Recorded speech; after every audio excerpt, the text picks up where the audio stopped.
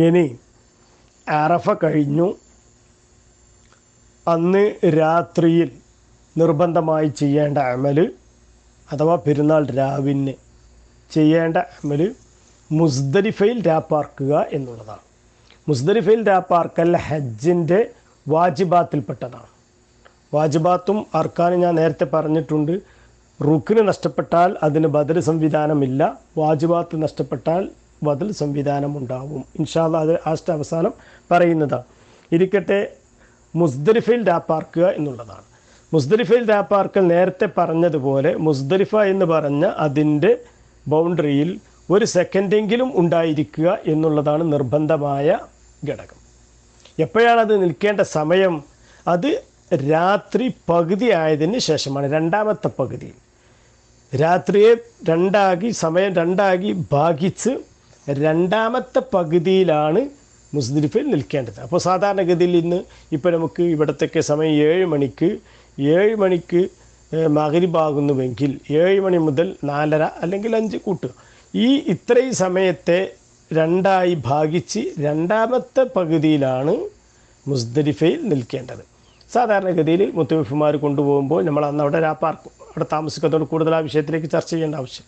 മുസ്ദലിഫയിലെത്തി, മുസ്ദലിഫയിൽ വന്ന് നേരത്തെ സൂചിപ്പിച്ചതുപോലെ ജമ്മും കസറും ആക്കി നിസ്കരിക്കേണ്ട ആളുകൾക്ക് അത് ചെയ്യാം. ഒന്നിരിക്കൽ അറഫയിൽ വെച്ചുകൊണ്ട് തന്നെ ഇഷാനെ മുന്തിച്ച് മഗ്‌രിബിൻ്റെ കൂടെ ജമ്മാക്കി ഇഷാനെ കസറാക്കിയിട്ട് അങ്ങനെ നിസ്കരിക്കാം. അല്ലെങ്കിൽ മഗ്‌രിബിനെ ഇഷയിലേക്ക് പിന്തിച്ച് ജമ്മാക്കിയിട്ട് നിസ്കരിക്കാം. അതൊക്കെ ചെയ്യാം അതിൻ്റെ ആളുകൾക്ക്. അല്ലാത്തവർ അതത് സമയത്ത് തന്നെ അറഫയിൽ നിന്ന് മഗ്‌രിബിക്ക് ബാങ്ക് വിളിച്ചതിന് ശേഷമാണ് പുറപ്പെടുന്നെങ്കിൽ അവിടെ വെച്ച് നിർബന്ധമായും മഗ്‌രിബ് അവിടെ നിന്ന് നിസ്കരിച്ചിരിക്കണം. ഇഷ ഇവിടെ വന്നതിന് ശേഷം നിസ്കരിക്കണം. അതത് സമയങ്ങളിലാണ് ജമ്മും കസറും ഇല്ലാത്തവർ നിസ്കരിക്കേണ്ടത്. അല്ലാത്തവർക്ക് സൗകര്യത്തിനനുസരിച്ച് നിസ്കരിക്കാം. അങ്ങനെ അറഫയിൽ വന്നു, അറഫയിൽ നിൽക്കുന്നു, അത് വാജിബായ ഘടകം. അന്ന് രാത്രി അവിടെ താമസിക്കുന്നു. മറ്റുള്ള കാര്യങ്ങളൊക്കെ സുന്നത്താണ്. ഇതാണ് അവിടെ നിർബന്ധമായിട്ടുള്ളത്. അവിടെയാണ് ആ ദിവസം വളരെയധികം പുണ്യകരമായ ദിവസമാണ്, രാത്രിയാണ്. അതുകൊണ്ട് തന്നെ കാരണം പെരുന്നാളിൻ്റെ രാവാണ്, വളരെയധികം പ്രാർത്ഥനയ്ക്ക് ഉത്തരം നൽകപ്പെടുന്ന രാവാണ്. ആ രാവിലെ നാം കഴിയുന്ന പരമാവധി ക്ഷീണമുണ്ടാകും. ഉറങ്ങുന്നതിൻ്റെ പകരം വിശുദ്ധ ഖുർആൻ പാരായണവും റസൂലുള്ളാഹിയുടെ മേലുള്ള സ്വലാത്തും ദിക്റുകളും ദുആയിലുമായിട്ട് രാത്രിയെ കഴിവിൻ്റെ പരമാവധി നാം ചെലവഴിക്കേണ്ടതാണ്.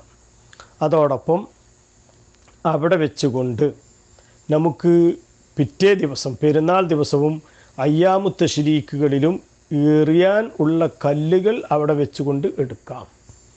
പെരുന്നാൾ ദിവസത്തിൻ്റെ അന്ന് ഒരു ജംറ വിശദീകരിക്കും.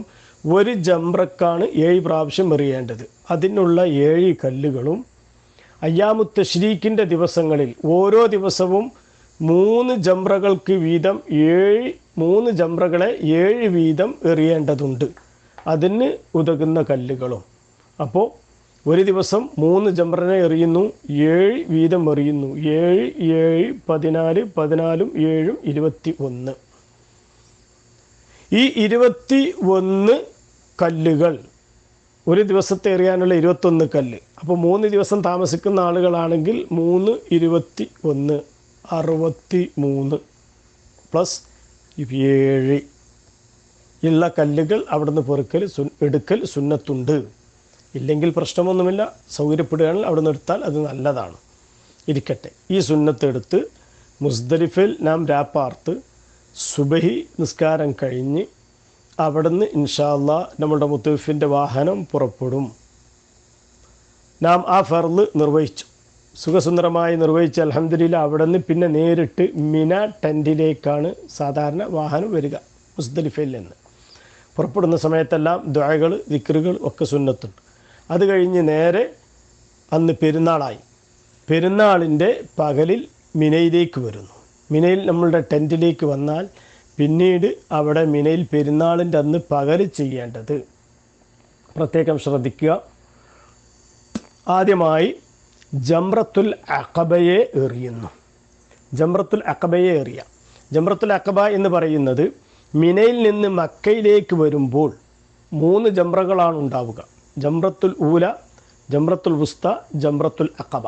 മിനയിൽ നിന്ന് മക്കയിലേക്ക് വരുമ്പോൾ ആദ്യം കാണുന്ന ജംറത്തുൽ ഊല ഒന്നാമത്തെ ജംറ, ജംറത്തുൽ വുസ്ത മധ്യമായ ജംറ രണ്ടാമത്തേത്, മൂന്നാമത്തേത് ജംറത്തുൽ അഖബ. നബി സല്ലല്ലാഹു അലൈഹി വസല്ലം തങ്ങൾ ഉടമ്പടികൾ, അവിടുത്തെ ഹിജ്റക്ക് മുമ്പ് നടത്തിയ ഉടമ്പടികൾ, കരാറുകൾ നടത്തിയ സ്ഥലം ജംറത്തുൽ അഖബ.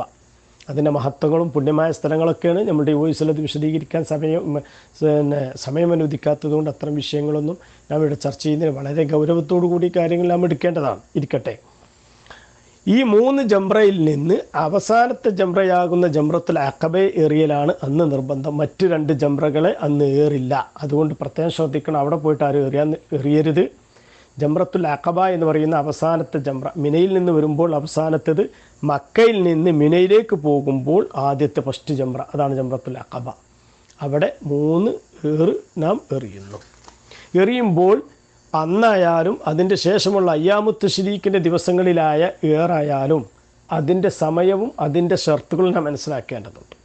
ഏറിൻ്റെ സമയം കടക്കൽ, സമയം പ്രവേശിക്കൽ, ഈ പറഞ്ഞ ഏറിൻ്റെ സമയം പ്രവേശിക്കൽ, ഫസ്റ്റിലെ ദിവസത്തിൻ്റെ ഏറിൻ്റെ സമയം പ്രവേശിക്കൽ പെരുന്നാൾ രാവിലെ മുസ്ദലിഫിൽ നാം താമസിക്കുന്ന അതേ സമയം മുതൽ രാത്രി പകുതിയായത് രണ്ടാമത്തെ പകുതി മുതൽ ആ ഏറിൻ്റെ സമയം പ്രവേശിച്ചിട്ടുണ്ട്. എന്നിട്ടത് ഏതുവരെ നിൽക്കും? അയ്യാമുത്ത് തശ്രീഖ്, ദുൽഹിജ്ജ 11, 12, 13, ഇതാണ് അയ്യാമുത്ത് തശ്രീഖ്. ഈ അയ്യാമുത്ത് തശ്രീഖിൻ്റെ അവസാനത്തെ അസ്തമയം വരെ അതിനക്ക് സമയമുണ്ട്. പക്ഷേ ഏറ്റവും പുണ്യമായ സമയം രാവിലെ ഉച്ചയ്ക്ക് മുമ്പായിക്കൊണ്ട് എറിയലാണ് പുണ്യമായ സമയം. ഇരിക്കട്ടെ, അത് സുന്നത്താണ്. ഇനി ഒരാൾക്ക് എന്തെങ്കിലും കാരണവശാലും വല്ല കാരണവശാലും അസൗകര്യങ്ങൾ ഉണ്ടായാൽ ഈ സമയത്തിൻ്റെ ഉള്ളിൽ എറിഞ്ഞാൽ മതി, പ്രശ്നമൊന്നുള്ളതല്ല. അങ്ങനെ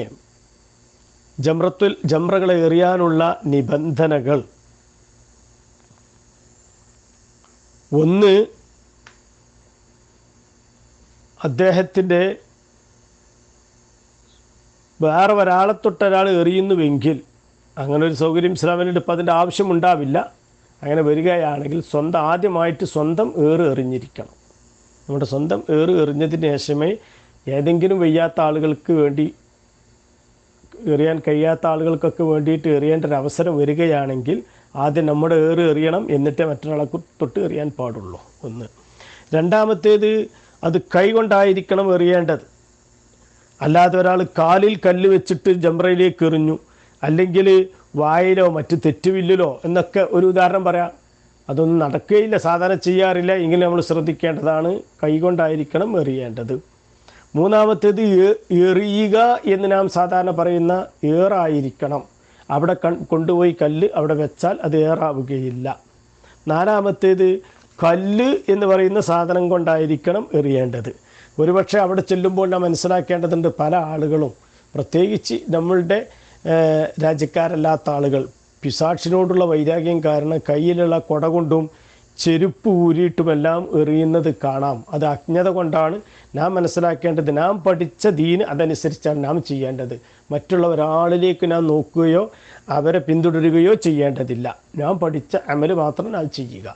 ഇരിക്കട്ടെ, അപ്പോൾ കല്ല് കൊണ്ടാണ് എറിയേണ്ടത്. നാം നേരത്തെ എടുത്തിട്ടുള്ള കല്ല്, ഇനി അവിടെ നിന്ന് എടുത്തിട്ടില്ലെങ്കിൽ, അവിടെ നിന്ന് കല്ല് നഷ്ടപ്പെട്ടു പോയിട്ടുണ്ടെങ്കിൽ എവിടെ നിന്നും കല്ലെടുക്കാവുന്നതാണ്.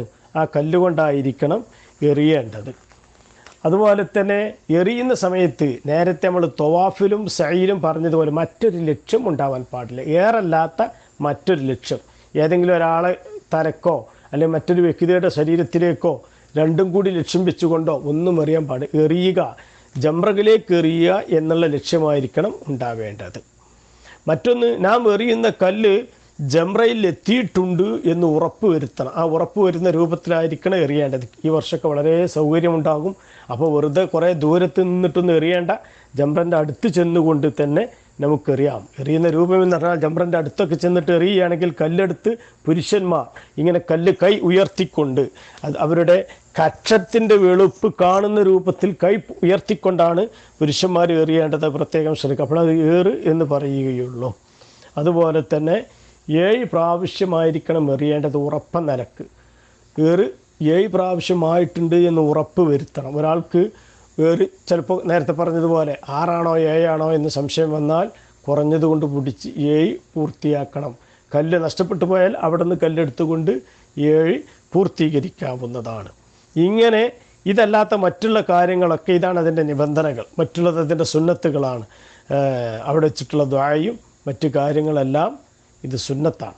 അപ്പോൾ അതുകൊണ്ട് ഇതാണ് അന്ന് ചെയ്യേണ്ട എറിയലുമായി ബന്ധപ്പെട്ടുകൊണ്ടുള്ള പ്രധാനപ്പെട്ട അമൽ എന്ന് നമ്മൾ മനസ്സിലാക്കേണ്ടതുണ്ട്. ഇനി അന്ന് തന്നെ ചെയ്യേണ്ട മറ്റൊരു പെരുന്നാൾ ദിവസം ചെയ്യേണ്ട മറ്റൊരു പ്രധാന അമലിലേക്കാണ് നാം പ്രവേശിക്കുന്നത്.